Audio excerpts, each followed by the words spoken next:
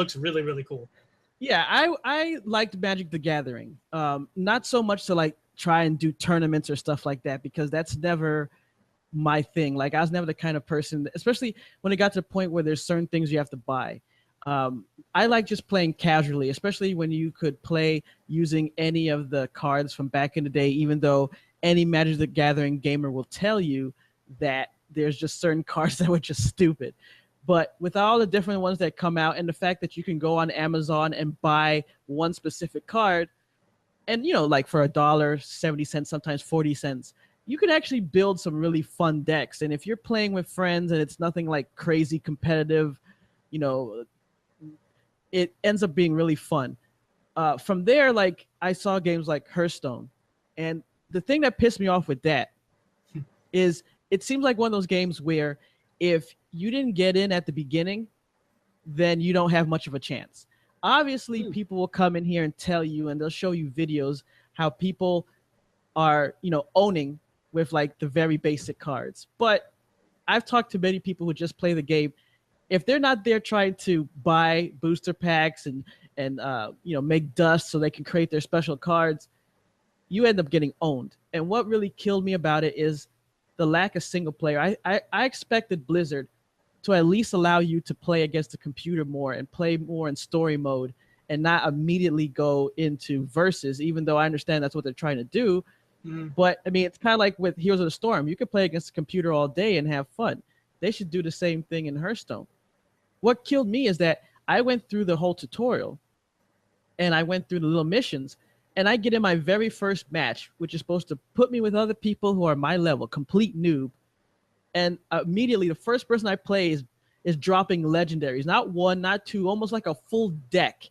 And it doesn't matter how good I am, how good my strategy is. I have basic cards. I have maybe one half rare in my deck.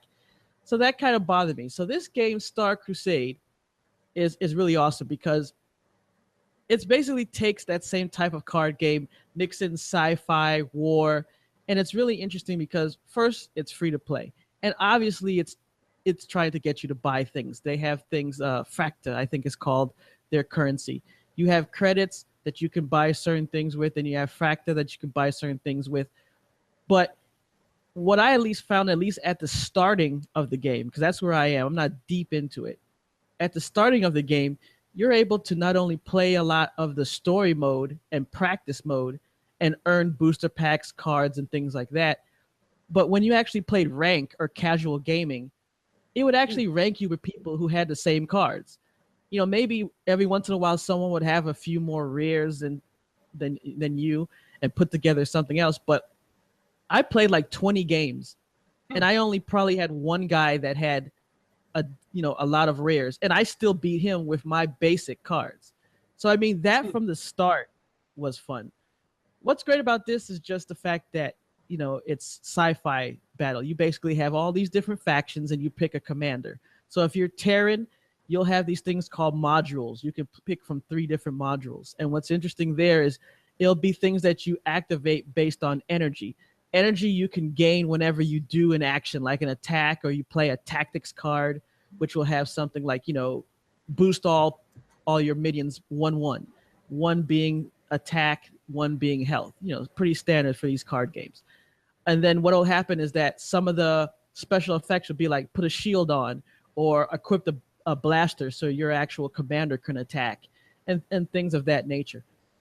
So it's really cool because you have all these different factions. I think it's like eight factions in total. I may be wrong about that, but I think it's about 8 different factions that all have different little things and specific cards that you can only use with the faction, as well as your general set of cards. So you can mix and match and find out which playstyle works for you, or you can jump around with different things. So people that play Hearthstone will get this too. The attacks, work like the basic type of card game where you get your set of cards. If you're not starting first, then you'll get extra turn card that you can do to play extra, what they call supply, which is how you play cards. 1 supply, you can play a card that has a 1 on it.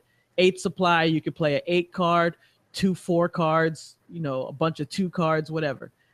And they have cool effects. A lot of things transfer over. If you're used to one game, they'll have Like they have screen, which that's what you do. You put on if you want to force your opponent to hit only that card and not hit you or hit any other cards. Same, they have their version of that in Hearthstone. And overall, I like that even things that you don't have to worry about buying. I haven't spent a dime in this game yet.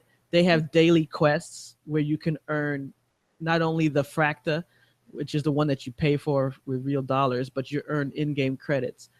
And then, like I said, you get booster packs, which comes with decent cards. Sometimes you get a rare.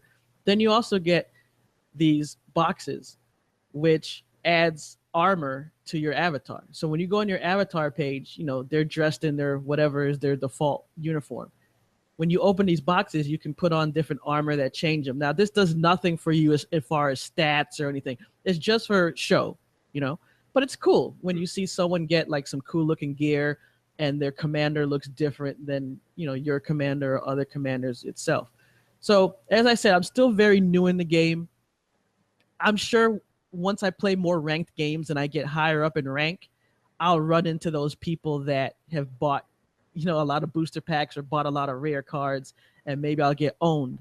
But I really like the game because you can play for many, many, many hours, even as a complete noob, and enjoy the game before you have to worry about getting owned. Where in Hearthstone, I didn't experience that at all.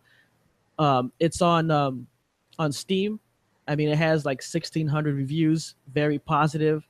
I read a little bit about the game, and they've said that I guess in the past it was really popular, and then it kind of died off. They came out with an expansion, which so far it looks like that expansion you'd have to pay to get it. Mm-hmm. But like I said, you can earn everything slowly if you want. It's like almost any other free-to-play game. If you want it in a hurry, you can pay. But if not, you're casual, you could wait it out and eventually get it. So overall, Star Crusade has been a really cool card game that I can spend a couple of hours on, either playing the computer or playing other people, and actually able to enjoy the game in peace.